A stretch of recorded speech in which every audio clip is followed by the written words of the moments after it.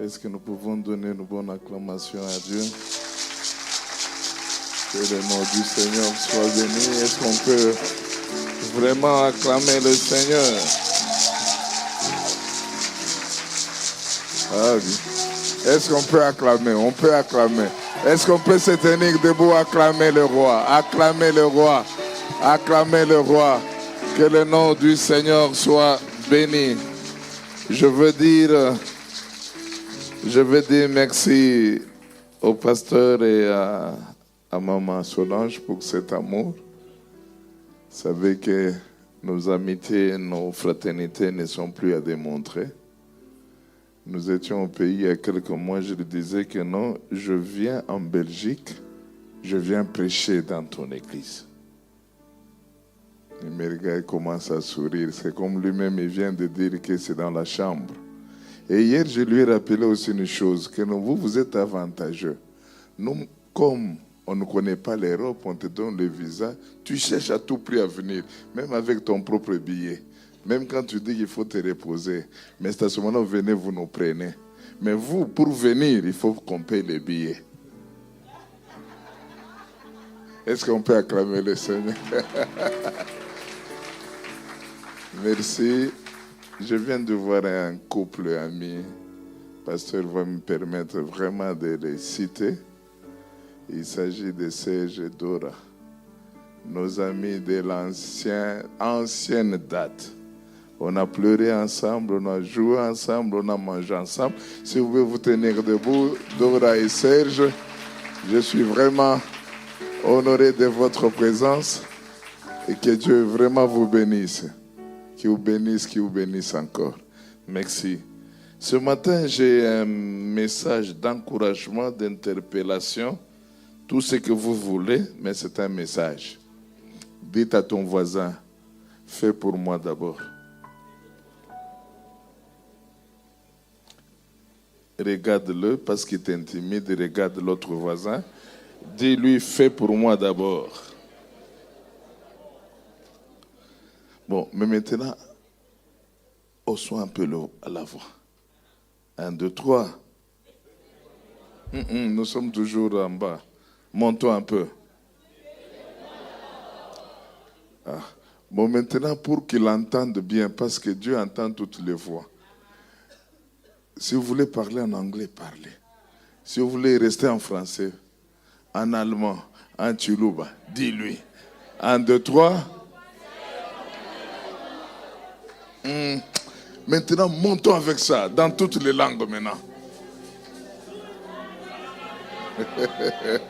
On acclame le Seigneur, on acclame le Seigneur. Fais pour moi d'abord, c'est le thème qu'on va devoir parler. 1 Roi 17, 7 à 16. Voilà qu'il est dit ceci. Non, je commence au verset 8. Alors la parole de l'Éternel lui fit adresser à ces mots. Lève-toi, va à Sarepta, lui qui appartient à Sidon, et demeure là. Voici, j'y ai ordonné à une femme veuve de te nourrir. Il se leva et il alla à Sarepta. Comme il arrivait à l'entrée de la ville, et voici, il y avait là une femme veuve qui ramassait du bois. Il l'appelait et dit, va me chercher, je te prie, un peu d'eau dans un vase, afin que je boive. Et elle alla en chercher. Il l'appela de nouveau et dit, apporte-moi, je te prie, un morceau de pain dans la main. Et elle répondit, l'Éternel ton Dieu est vivant, je n'ai rien de cuit, je n'ai qu'une poignée de farine dans un pot et un peu d'huile dans une cruche. Et voici, je ramasse 2 morceaux de bois, puis je rentrerai et je préparerai cela pour moi et pour mon fils. Nous mangerons et après quoi nous mourrons. Et il lui dit, n'est qu'un point, rentre, fais comme tu as dit, seulement, souligné, seulement prépare-moi d'abord avec cela un petit gâteau et tu me l'apporteras et tu feras ensuite pour toi et pour ton fils. Car ainsi parle l'Éternel, le Dieu d'Israël, la farine qui est dans le pot ne manquera point et l'huile qui est dans la cruche ne diminuera point jusqu'au jour où l'Éternel fera tomber de la pluie sur la face du sol. Seigneur, où est ta parole? Elle restera une lettre morte si ton esprit ne la vivifie pas. Au nom de Jésus. Amen. Bien-aimés, depuis un certain temps, je suis en train de réfléchir sur la manière de servir Dieu, sur la manière de se comporter dans l'église, également sur la manière de se tenir. Il y a bien des choses qui se passent, on se pose la question, est-ce que par hasard Jésus n'est-il pas à la porte? Il y a des églises, il y a des serviteurs de Dieu qui se confondent en stars du monde. Il y a des ouvriers, des serviteurs dans l'église. Il y a de n'importe quoi dans l'église.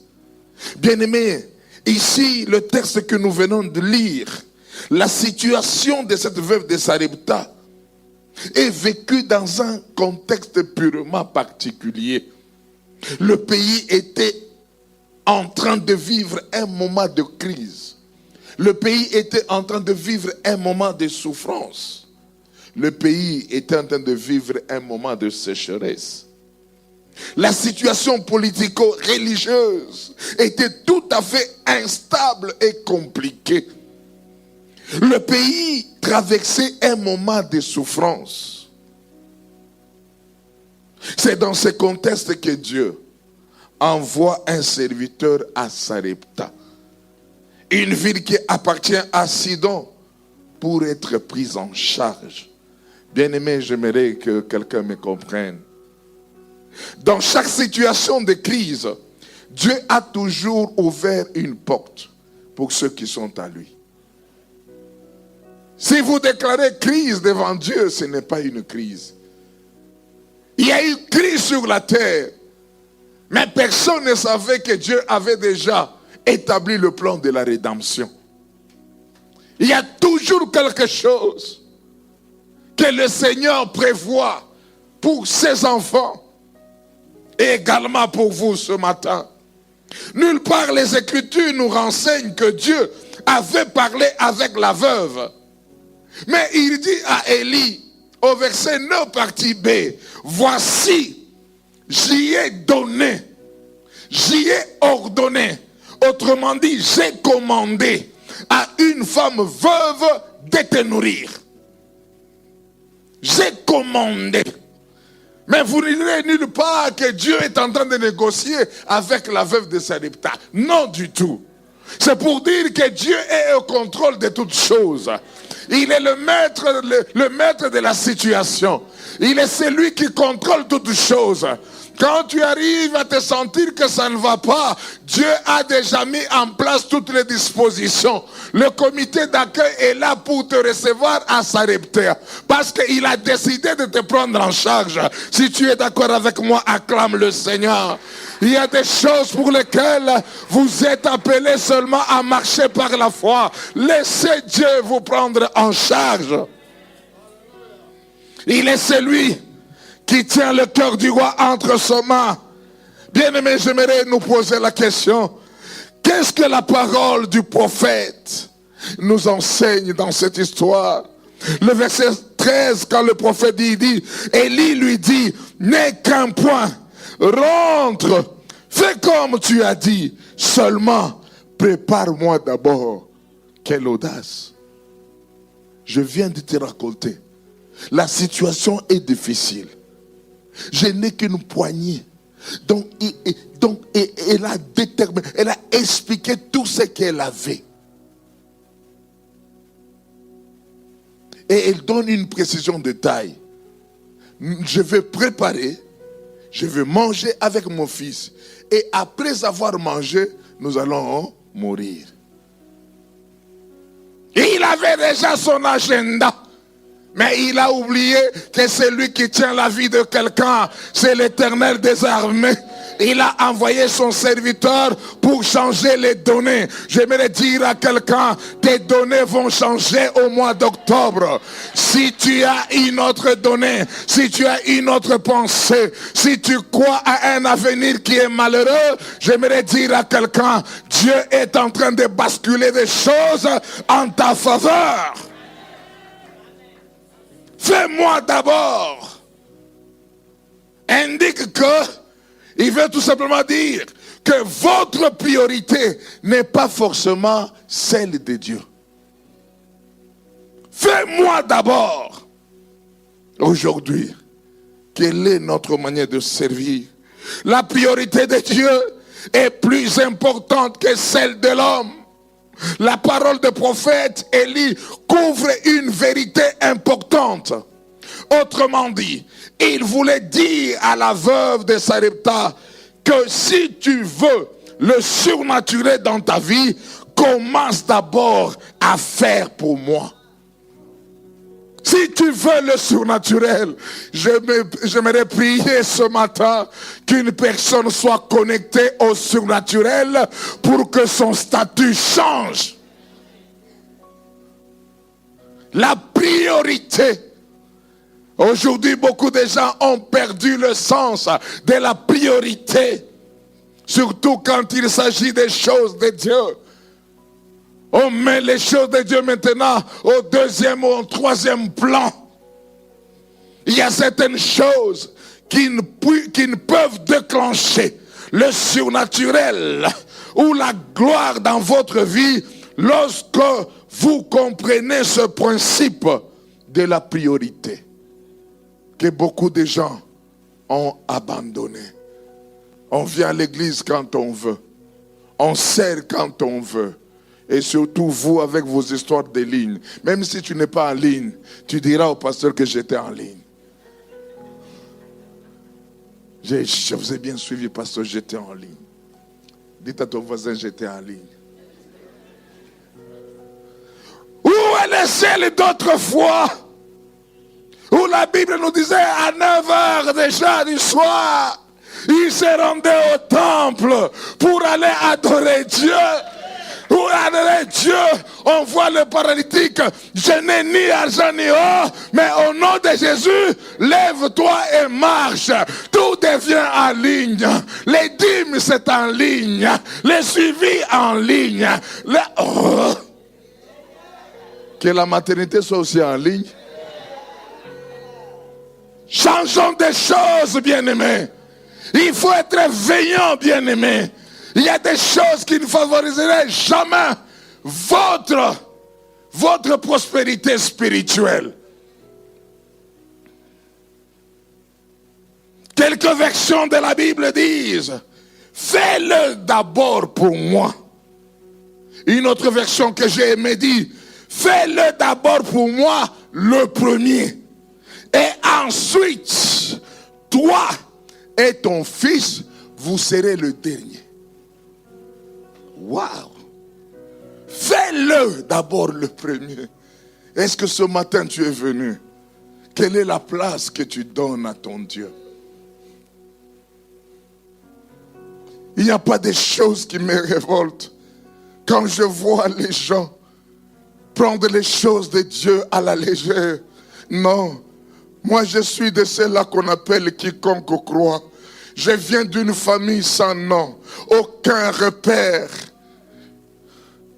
un vagabond spirituel. Il fut un temps que je ne savais, à cause de ma foi, on m'a chassé de là où j'étais. J'ai passé nuit en cours de route, contre rien au monde.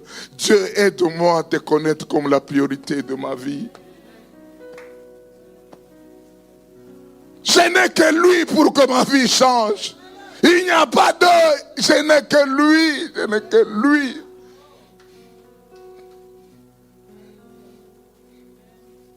Et mon épouse même le sait. Des fois, quand je ne suis pas au bon point, je suis malade. Quand c'est samedi par moment, ouais, il me pose des questions auxquelles elle sait que je ne vais pas répondre, mais elle continue quand même à me poser. Qui va prêcher demain? Je ne réponds pas. Qui va prêcher demain? Parce que j'ai un principe, Seigneur, même si je suis malade, ta gloire, ta joie sera que je tombe devant la chair. Je suis en train de réfléchir.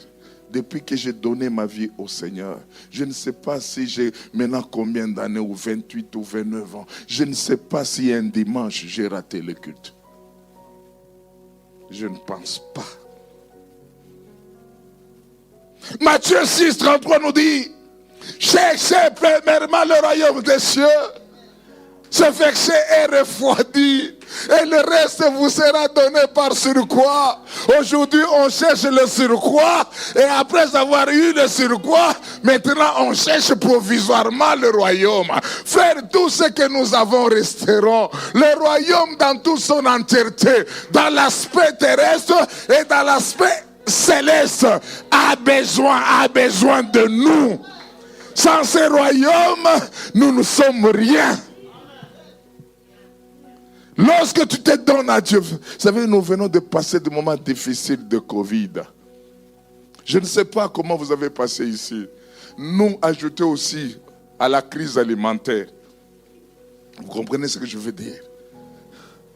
C'est pendant ce temps que je travaillais. J'ai attrapé le Covid au moins 3 fois. Des visites dans des maisons de gens. Des prières parce qu'on a interdit le rassemblement. Je n'oublierai jamais le jour de la Pâque, le dimanche de la Pâque. Je devais avec mes collaborateurs aller au moins de maison en maison pour faire le culte avec Sainte-Seine. Ce n'était pas facile. Mais aussi, c'est pendant ce temps que le Seigneur nous a visités. Par moment, je blague aux autres, il n'y a pas possibilité que Covid revienne encore. Parce que pendant ce temps que j'ai eu, on a eu quand même beaucoup d'argent. Mais maintenant, qu'est-ce qui s'est fait? Comme la Bible nous dit que non, le reste vous donnez. Le Seigneur nous a donné le reste. Mais les conditions ne favorisaient pas faire quelque chose. Et il est arrivé que c'était le jour de l'anniversaire de mon épouse, le 19 avril. Le matin, on se réveille, comme on le fait d'habitude, avec les enfants, on chante. Et après avoir chanté, on prie. Après avoir prié, il y a un cadeau, on donne. Mais il n'y avait pas de cadeau, pasteur, Covid. Premièrement, on nous refuse de sortir. Deuxièmement, les restaurants fermés. Troisièmement, les boutiques fermées. Bon, vous allez, vous les mamans, vous savez que tout le monde, tout homme qui est ici connaît son épouse. Et toute épouse qui est ici connaît son nom. Et je savais que mon épouse n'était pas d'accord. Des attitudes compliquées tout au long de la journée. Au point de me servir à manger. Et elle ne peut pas gâcher son jour. Et je l'observe. Covid. Personne ne sort. Boutique fermée. Restaurant fermé. Je me dis, mais cette femme, qu'est-ce qu'elle me veut? Tout est fermé. Mais Dieu m'avait déjà aidé en son temps. Ce qui m'avait aidé, que pendant toujours ce temps de Covid, avec les dons que je recevais, je suis allé en avance voir sa bijoutière. J'ai posé la question, quelle est la chaînette que mon épouse peut aimer? Non, ça. Bon. Et j'ai donné l'argent petit à petit. Jusqu'avant le 19, j'avais cette chaînette. Dites à ton mari chaînette.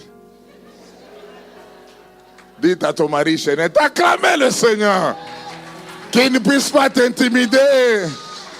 Il est là pour toi. Alors, je voulais vraiment le tester, l'éprouver comme Dieu nous éprouve. Toute la journée, 17h, je la regarde. 18h, je la regarde. Bibi, tu peux m'apporter de l'eau à boire? Nabiel, prends de l'eau, tu donnes à ton père. Je l'observe. Et quand il faisait 23h32,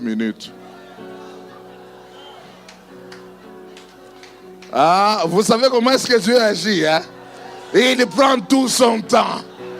Maintenant, nous sommes au salon. Elle est là, moi je suis là. Je commence à parler, à conseiller. Et d'un coup, elle était désintéressée même dans mes conseils. Et elle me voit me réveiller. Je me suis dirigé à ma bibliothèque. Entre les bibliothèques, il y avait un colis là où il y avait la chaînette. Je l'ai récupéré et j'ai jeté. Elle a récupéré. Je connais ma femme avec la chaînette en or. D'un coup, elle s'est levée. Elle est venue m'embrasser. Elle a oublié que c'est le temps de Covid. Elle a oublié le cache-nez. Elle a oublié toutes ces choses. Elle est venue m'embrasser. Merci chérie, tu m'as fait du bien. J'aimerais dire à quelqu'un ce matin, Dieu te fera oublier les lois de ta famille. Dieu te fera oublier les lois de la coutume. Dieu te fera oublier les lois de la réclamation. Tu iras de gloire en gloire et de victoire en victoire. Qu'il y ait le Covid et qu'il ne puisse pas avoir le Covid, Dieu sera avec toi. C'est pourquoi cherchez le royaume des cieux, travaillez pour Dieu, allez évangéliser pour Dieu. Dieu te prendra en charge. Bien-aimé, l'ordre de priorité doit être bien comprise dans notre marche chrétienne pour vivre la gloire et le succès dans notre vie. Jésus savait faire ou travailler dans l'ordre de priorité. Dans Jean 4, verset 34, il dit, Jésus leur dit, ma nourriture est de faire la volonté de celui qui m'a envoyé et d'accomplir son œuvre. Église du Seigneur, lève-nous. L'heure est mauvaise. Il y a bien des choses qui se passent. Il y a la mutilation dans tous les coins. Il y a des choses qui sont horribles. Le temps est arrivé que mon jeune frère, tu dois t'élever, ma soeur, papa, lève-toi, lève-toi, lève-toi. La moisson est grande. Cette phrase s'est traduite en termes de priorité. La version parole de vie dit, ma nourriture, c'est de faire ce que Dieu veut et de réaliser jusqu'au bout. Oui, nous avions bien commencé, mais nous ne sommes pas encore au bout, pasteur. Jusqu'au bout. Papa, vous qui étiez zélé, où êtes-vous? Papa, vous qui venez arranger les chaises, où êtes-vous? Excusez-moi, je ne sais pas la discipline ou l'ordre, mais je suis quand même tiqué de voir le nombre de gens qui se pointaient ici à l'union musicale pour chanter. Où sont les autres? Vous avez changé de priorité. Il y a quelques années, nous étions en haut, où je suis venu prêcher. J'avais vu, il y avait beaucoup de gens avec les polos à mauve écrit 7 ans. Ma soeur, tu es où? Où est mon polo de 7 ans?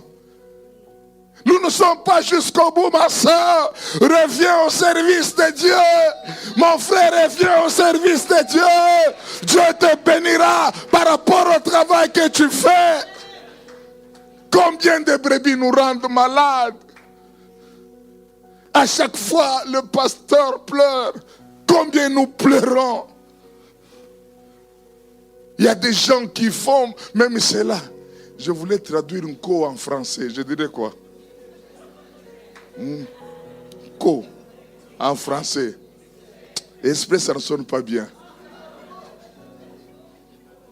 Donc quelqu'un qui décide de faire souffrir le pasteur, je ne vais pas venir. Nous allons voir qui va jouer au synthé. Laissez-moi donner une bonne information. Si toi tu refuses, Dieu suscitera. C'est pourquoi il a dit dans sa parole ceci. Il a dit dans sa parole ceci. Si vous refusez de m'adorer, je vais susciter les pierres. Les pierres m'adoreront. J'aimerais dire à quelqu'un, cette église n'est pas pour un homme. Cette église n'est pas pour le pasteur Hugues. Cette église n'est pas pour sa femme. C'est l'église du Seigneur Jésus, le roi des gloires et le Seigneur des seigneurs. Il a sa politique pour gérer l'église. Il a sa politique pour conduire l'église. C'est toi qui te fais du mal.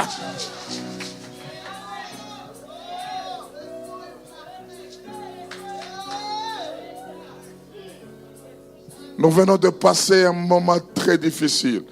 Avant ce moment, c'était le moment de notre convention Jésus devant ta porte. Et heureusement, Dieu nous a convaincus que tout juste après cette action, on aura beaucoup de batailles. Un dimanche, alors que nous rentrions à la maison, un de mes assistants m'appelle. Pasteur, vous remarquez qu'un des ouvriers, qui n'est pas le moins dans l'église, est en train de quitter le groupe WhatsApp, Messenger. Non, je n'ai pas. Mais j'ai vu son message, mais je n'ai pas encore lu. Et quand je regarde, j'ai lu le message. S'il te plaît, le pasteur souffre.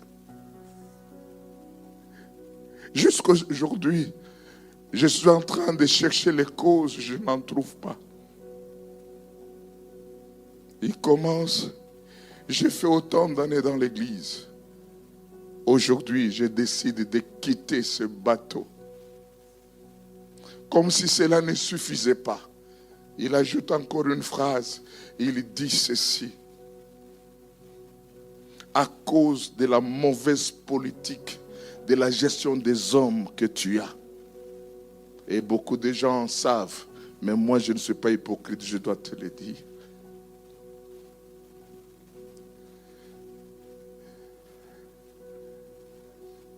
La joie a changé directement en tristesse. Je pouvais me poser plusieurs questions.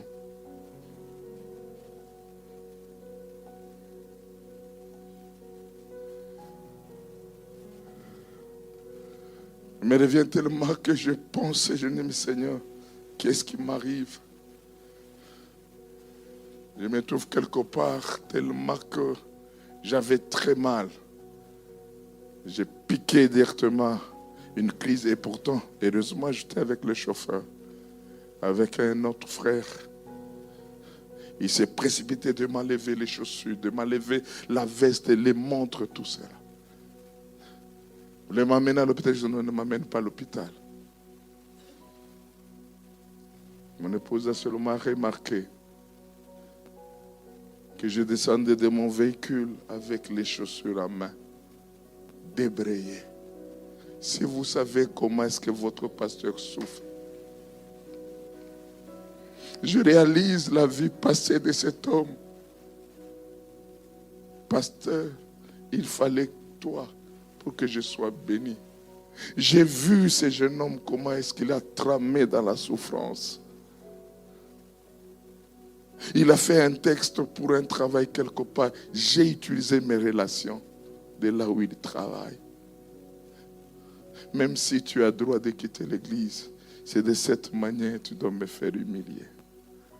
Faisons attention. Pasteur, c'est un homme. Mais le mot pasteur est sacré. Ne pense pas avoir mangé avec le pasteur, il devient ton ami. Je ne sais même pas pourquoi j'ai dit cela. Je ne sais pas. Les pasteurs souffrent. Un jour, nous sommes dans la réunion avec les responsables. Un de frères, alors on parlait au sujet du témoignage de quelqu'un d'autre. Je ne savais que ce frère était à mes côtés pour me détruire. Mais qu'à chaque fois, les prophéties sortaient. de tous les combats que tu es en train de vivre, il y a quelqu'un à côté de... Je ne discerne pas. C'est quelqu'un qui pouvait entrer chez moi sans audience. Mais le frère, son rôle était, quand je pouvais parler, il avait son téléphone pour enregistrer. Un jour, il a pris l'enregistrement de cet audio. Il est allé donner à une sœur. Voilà ce que le pasteur parle de toi. La sœur amène l'audio dans sa famille et son père décide de me traduire en justice. Où est le zèle d'autrefois? Où est l'amour d'autrefois? Des gens qui viennent avec des motivations tordues. Non, cherchons le royaume des cieux. Jésus est à la porte.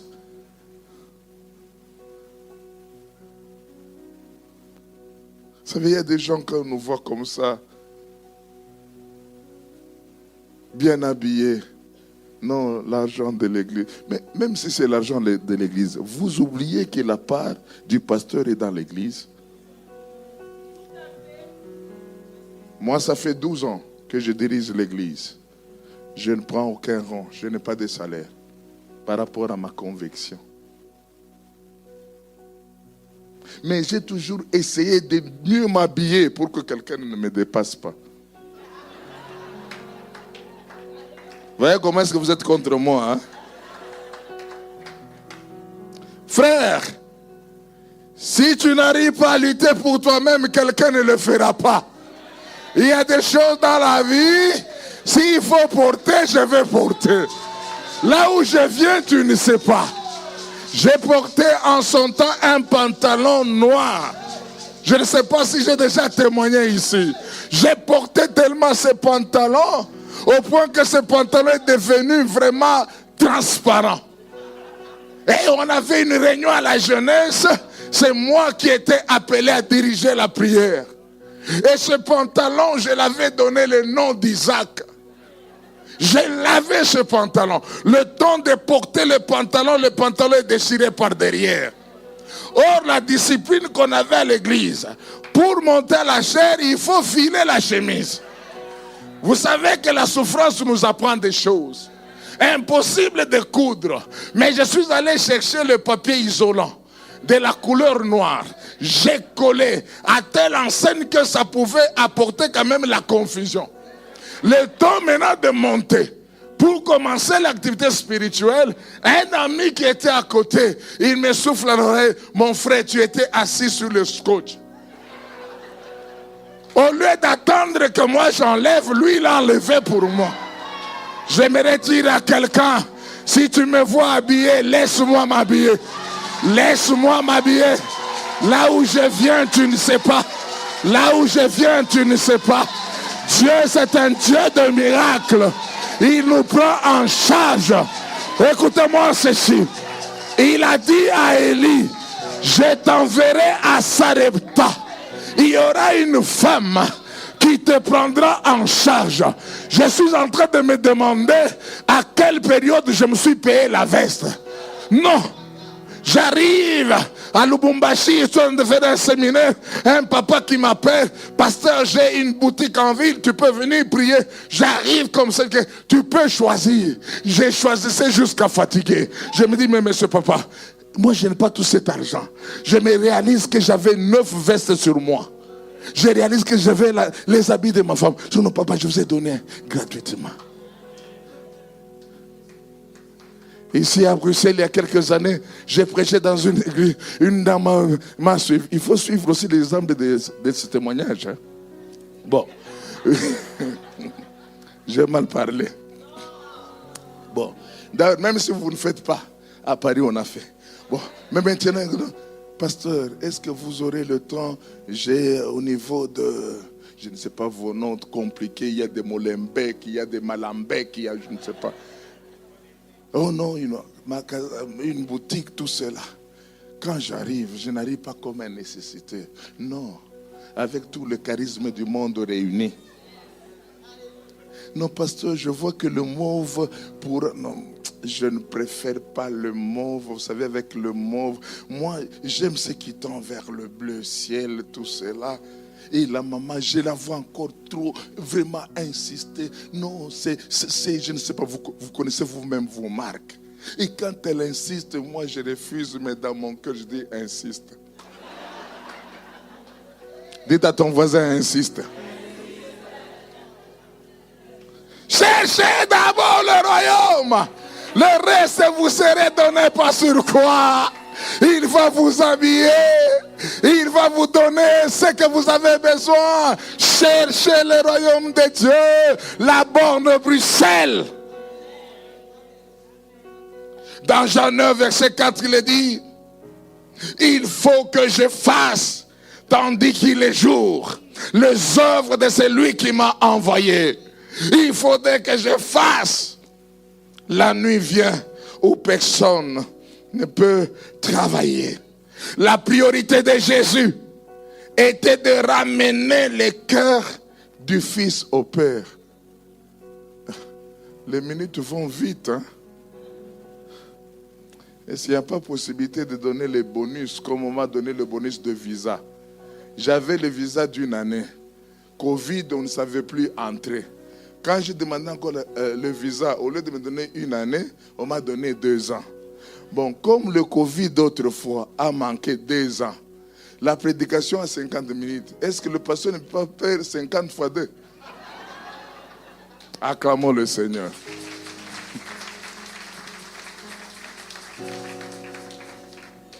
Est-ce que nous sommes ensemble? Alléluia! Quelqu'un se pose la question, mais ce pasteur vient d'où? Je viens de là où vous venez.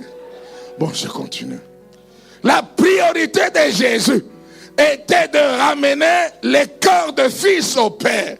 Aujourd'hui, la même priorité demeure. Se ramener les cœurs de fils au Père pour la nouvelle naissance.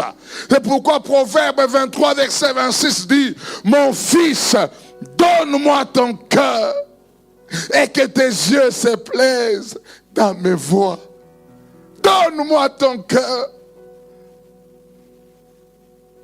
Si ton cœur est donné à Dieu, tu sauras comprendre ce qui est comme priorité dans ta vie. Mais dès l'instant que tu ne donnes pas ton cœur, tu ne comprendras jamais ce qui est prioritaire. Marthe s'est noyée dans beaucoup de choses moins importantes, alors que Marie a choisi ce qui était prioritaire. Luc 10, verset 42 dit, une chose est nécessaire. Marie a choisi la bonne part qui ne lui sera point ôtée. Où est cette femme qui a besoin de choisir la bonne part? Madame, tu as séché au réunion de maman parce qu'un jour on t'a fait une remarque. Vous savez, généralement nous n'aimons pas les remarques, hein?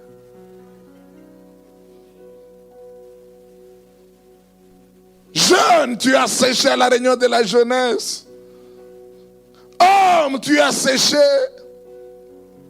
Parce que tu as estimé que l'exemple que le pasteur a donné, il me visait. Même si je t'ai visé, la prédication c'est quoi? C'est parler le mal que tu fais pour que tu ne puisses pas le faire.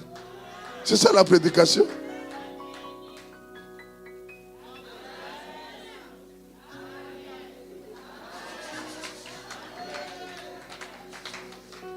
C'est ça la prédication. Jésus a dit que non, vous êtes des hypocrites. C'était une injure. Ah!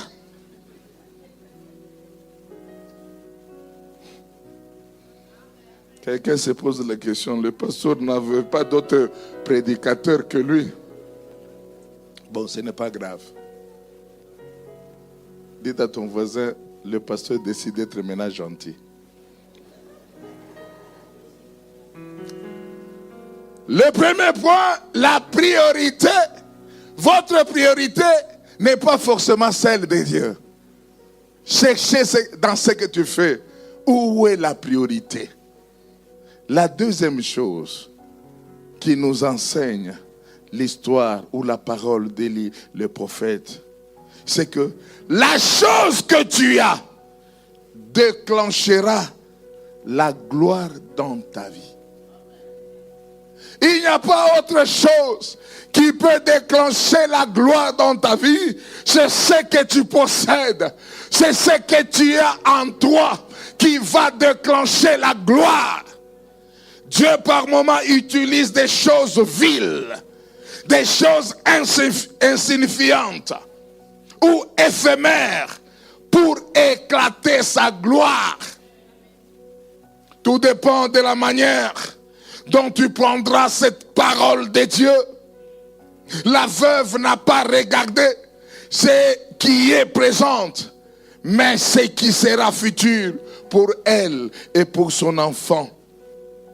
La sensibilité de la veuve a créé le surnaturel. Ce matin, si tu es sensible, quelque chose va se déclencher dans ta vie. Pour vivre la gloire de Dieu sur vous, l'obéissance doit être de bonne place. La veuve de Sarepta a donné ce qu'elle avait à l'homme de Dieu. Elle n'avait qu'une poignée de farine et un peu d'huile. C'est tout ce qu'elle a donné. Ce matin, par erreur, tu es venu avec l'argent de loyer. Tu vas donner ça. Mais c'est tout ce que tu as, non? J'ai mal parlé. Et vous croyez que c'est en vain que le pasteur n'a pas voulu que les offrandes soient avant? Non, le Saint-Esprit l'a conduit. Quand il a dit que nous lisons les actions de grâce après la parole, c'est waouh. Il me donne la possibilité de bien parler.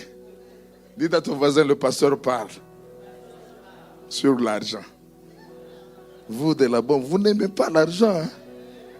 Hein? Oh, la Bible nous dit que quand il y avait offrande, Jésus regardait dans le panier. Aujourd'hui, je vais regarder. Votre pasteur aura honte, mais moi, je vais regarder pour lui. Acclamez le Seigneur. Voilà.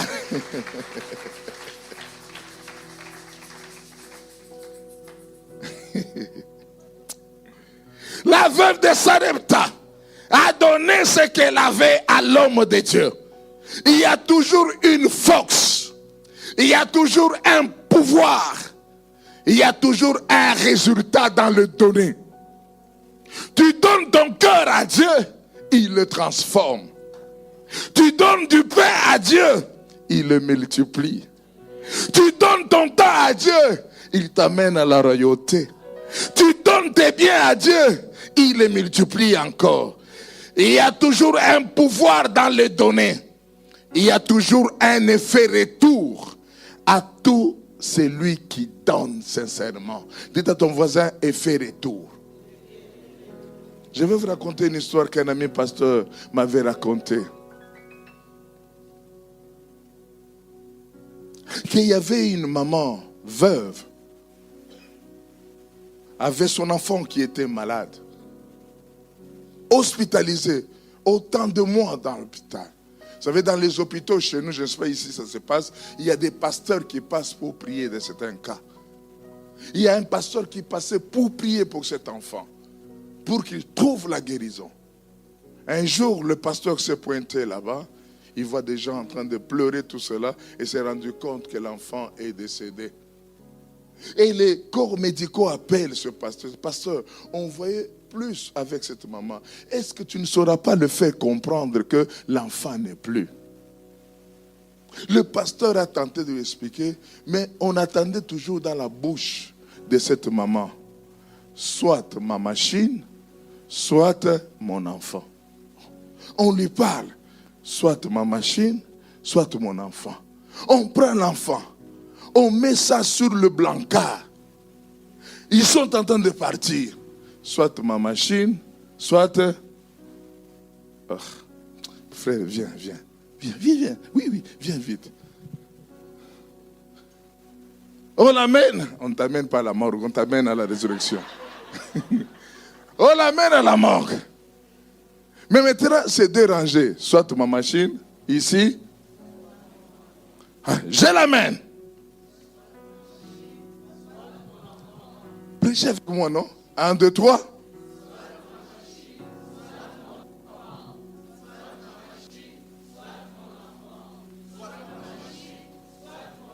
Et les gens ne comprenaient pas. À quelques centimètres, on veut entrer au frigo. Mais le pasteur, je ne sais pas pris par quoi. Il touche l'enfant, il sent que l'enfant commence à chauffer. Il bouge encore, l'enfant commence à faire de mouvements. Il dit non, l'enfant a récupéré la vie. On l'a vite récupéré, réanimé, et l'enfant a récupéré tous ses signes vitaux. Maintenant, le problème n'est pas là. Le problème, et les médecins directeurs, et les infirmiers, et les pasteurs voulaient savoir, soit ma machine, soit mon enfant, cela veut dire quoi? Et la maman a dit, tel que vous me voyez, je prie dans une église. Il y avait un besoin dans l'église. Un besoin de la mission. L'église voulait être à la porte. À la maison, j'avais la machine de moulin qui m'aidait à faire nourrir mes enfants. Lorsque j'ai écouté la voix d'un homme de Dieu, je suis rentré à la maison. Connaissant les principes de priorité, j'ai pris cette machine de moulin, je l'ai vendue. J'ai pris cet argent, tout cet argent, j'ai amené dans la maison du Seigneur. C'est pourquoi quand mon enfant est décédé, je disais à Dieu, soit tu me remets ma machine, soit tu me remets mon enfant. Bien-aimé, j'aimerais dire à quelqu'un, merci, il y a un effet retour dans les données. Tu auras de quoi dire à Dieu, soit ma machine, soit... Alors encore plus fort que ça, soit ma machine, il y aura toujours un effet retour. Si les gens peuvent oublier les bienfaits que toi tu as fait pour eux, Dieu a le livre des souvenirs. Il n'oubliera jamais. Il est celui qui se rappelle, même à la dernière minute, il va se rappeler. Même si les gens t'abandonnent, Dieu ne va pas t'abandonner. C'est un Dieu qui paye bien. Laissez-moi dire amen, je vais avancer. Il y a toujours un pouvoir dans les données. Quand vous lisez la Bible, dans Genèse chapitre 2,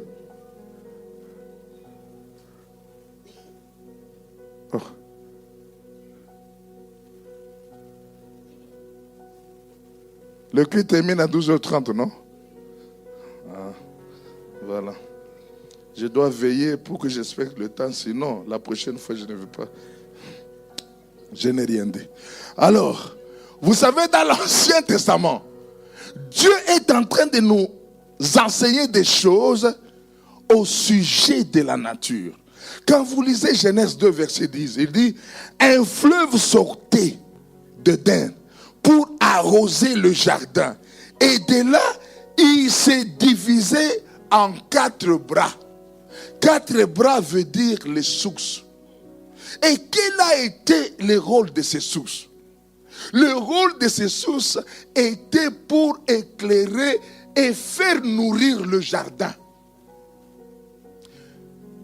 Aussi longtemps que les sources l'a donné, le jardin vivait.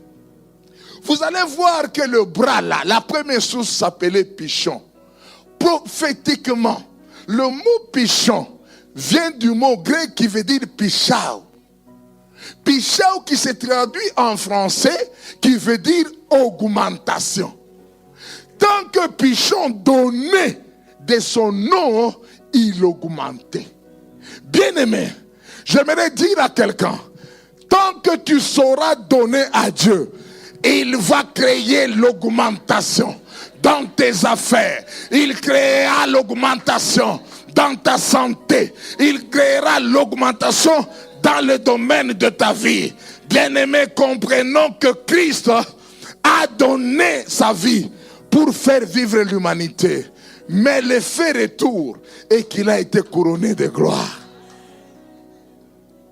Quand vous prenez le deuxième bras, ou la deuxième source, c'est Guillaume. Guillaume veut dire Guichao, qui se traduit en français le jaillissement.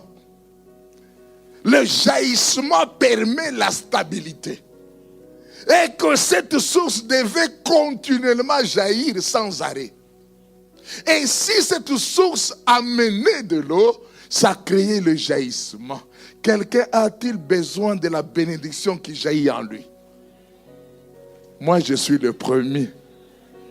Le jaillissement permet la stabilité.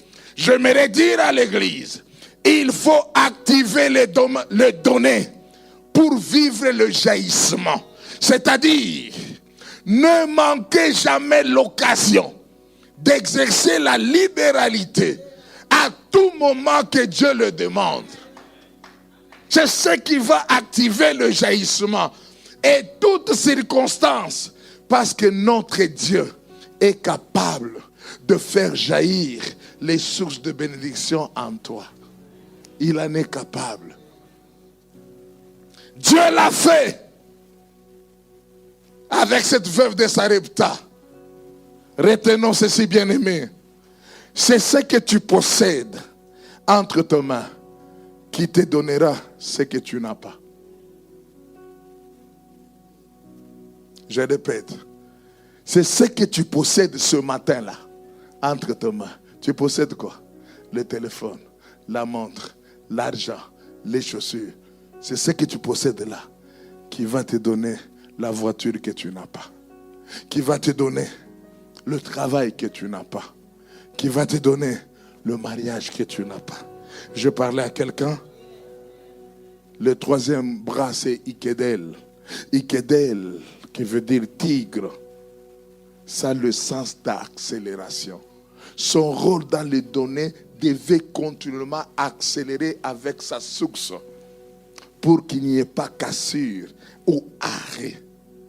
Bien-aimé, lorsque tu agis en termes d'accélération, Dieu va accélérer tes projets. Dieu va accélérer beaucoup de choses dans ta vie. Et Euphrate, c'est la fertilité. Dieu te rendra un homme fertile. Là où tu placeras tes plants de pied, tu seras toujours fertile. Tu vas à gauche, tu es fertile. À droite, tu es fertile. Où que tu seras fertile. Parce que Dieu a déjà activé la fertilité dans ta vie. Et la fertilité, donc tu ne fourniras pas vraiment d'efforts. Donnez-moi 2 minutes pour terminer le 3e point.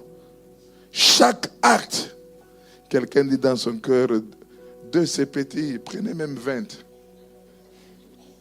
Tellement que c'est intéressant. Mais je prends seulement 2 minutes. Est-ce qu'on peut acclamer le Seigneur?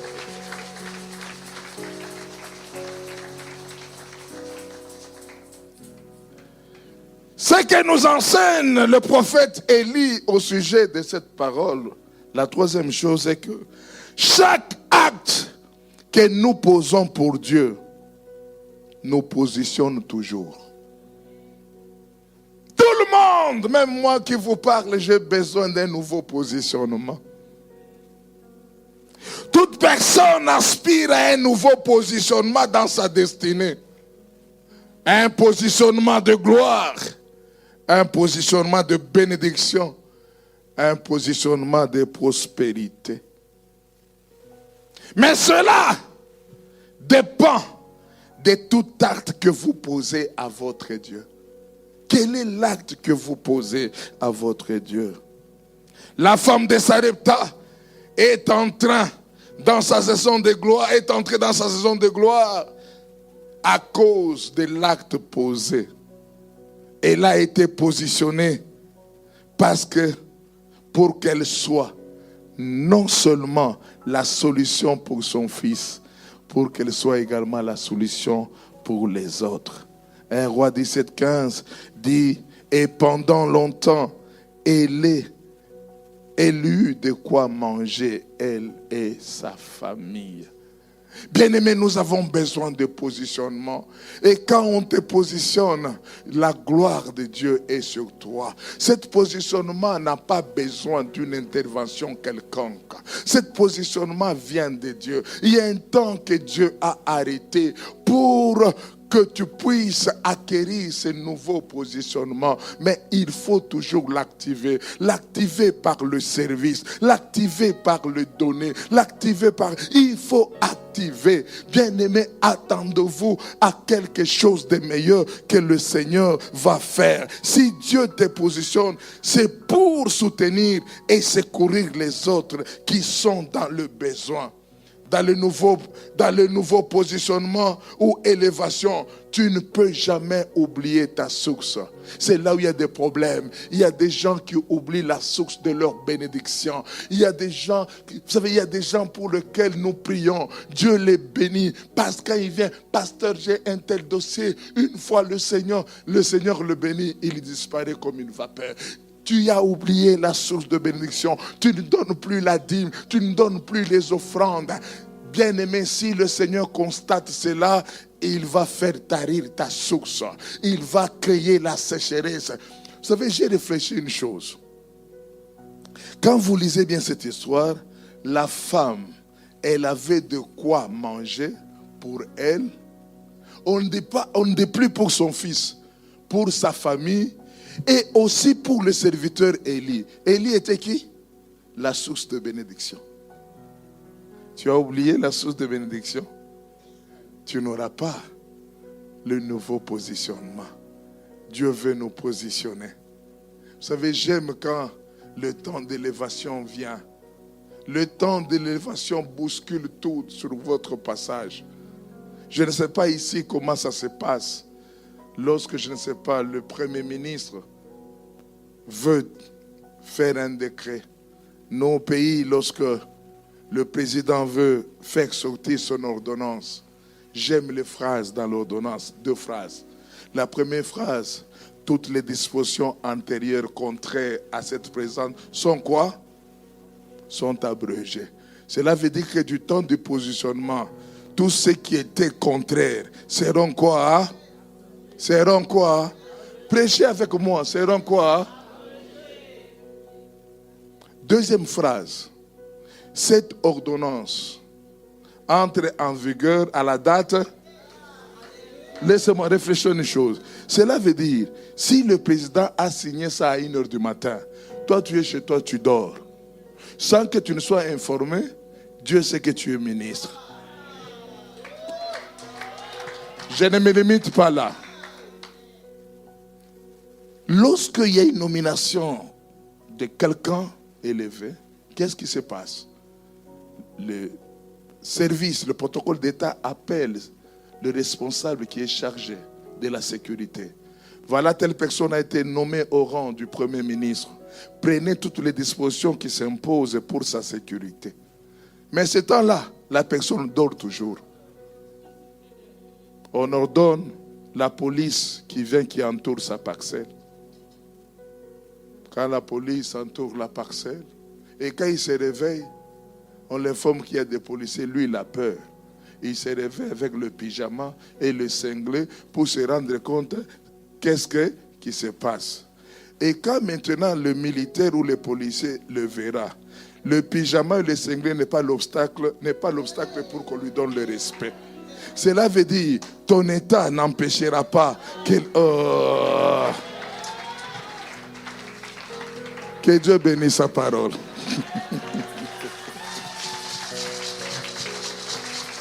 Je viens de dire que Dieu bénisse sa parole. Je vais faire 2 appels. Je ferai 2 appels. Le premier appel, depuis un certain temps, tu ne prends pas Dieu comme priorité. Tu es abandonné, tu es